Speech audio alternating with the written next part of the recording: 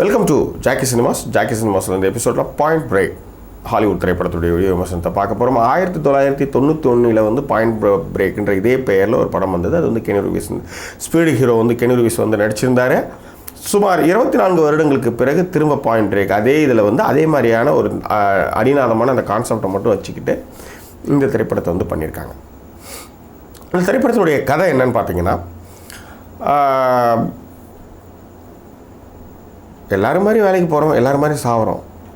அது வாழ்க்கை கிடையாது. புதிய தேடல்களோடு இருக்கணும், அது சாகசம் நிறைந்ததாக இருக்கணும். அப்படி ஒரு குரூப் இருக்குது. ஸோ அந்த குரூப் என்ன பண்ணுறாங்கன்னா, உச்சம்னா என்னென்னா, சாகசம்ன்றதுனுடைய உச்சம் என்னென்னா, அதாவது நம்மளை பிடிக்க முடியாத அளவுக்கு சில வேலைகளை பண்ணும்பொழுது தான் அது வந்து ஒரு கெத்து, ஒரு தில்லு அப்படின்னு சொல்லுவாங்களா, அந்த மாதிரி சாகசம் பண்ணுற ஒரு குரூப் என்ன பண்ணுறாங்கன்னா, ஜுவல்லரி ஷாப்பில் வந்து கொள்ளையடிச்சு ஏழை மக்கள், பாம்பேயில் வசிக்கிற குடிசைவாசி மக்கள்கிட்ட வந்து அந்த ஜுவல்லரி ஷாப்பில் கொள்ளையடித்த வைரங்கள்லாம் வந்து போடுறது.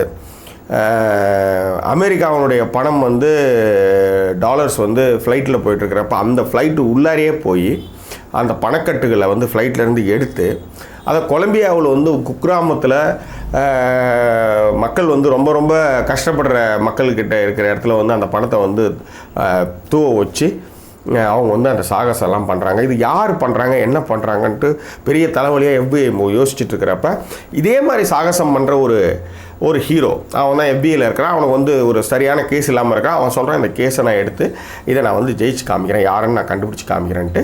ஸோ இதுவும் அதே மாதிரி வந்து அந்த கூட்டத்தில் ஒன்றா கலந்து அவங்க சாகசங்களுக்கு கூட செஞ்சுக்கிட்டு அவங்களை எப்படி வந்து கண்டுபிடிச்சானா இல்லையா, இவன் வந்து எப்படி வந்து இந்த கேஸை எடுத்து அதில் FBI ஏஜெண்ட்டாக அவன் மாறினான் அப்படின்றது தான் இந்த திரைப்படத்துடைய கதை.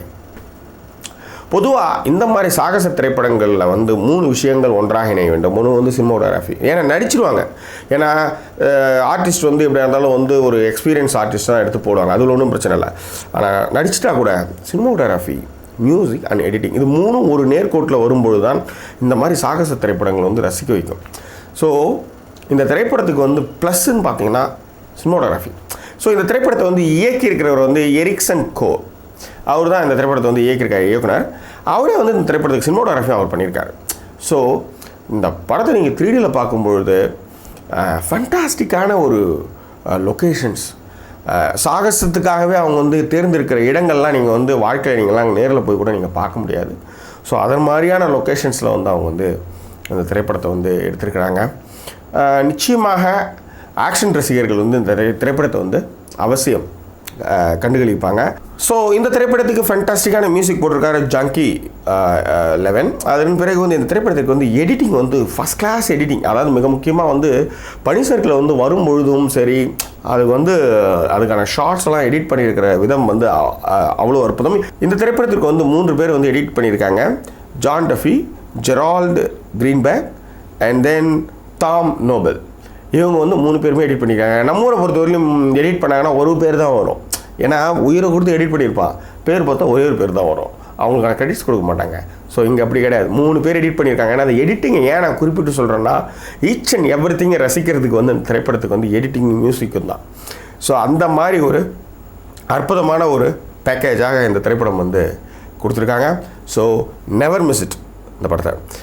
இந்த திரைப்படத்தை வந்து அதுவும் மிக முக்கியமாக அந்த கடலில் வந்து அந்த ஸ்கேட்டிங் பண்ணுற, அந்த சர்ஃபிங் பண்ணுற அந்த சாகசம் இருக்குது பாருங்கள், never forget. And fantastic cinematography and மேக்கிங்னு சொல்லுவேன்.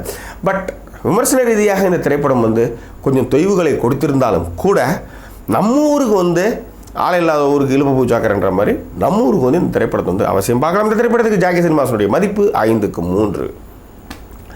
வேறு என்ன, இந்த மாதிரி ஹாலிவுட் திரைப்படங்கள், உலக திரைப்படங்களில் வந்து இந்த தளத்தில் மட்டும்தான் நம்ம அதிகமாக அலசுகிறோம். நண்பர்கிட்ட ஷேர் பண்ணுங்கள், சப்ஸ்கிரைப் பண்ணுங்கள். வேறு என்ன, மீண்டும் வேறொரு திரைப்படத்தினுடைய வீடியோ விமர்சனத்தோடு உங்களை நான் சந்திக்கிறேன். அதுவரை நன்றி கூறிவிடுவது உங்கள் ஜாக்கி சேகர். நன்றி, வணக்கம்.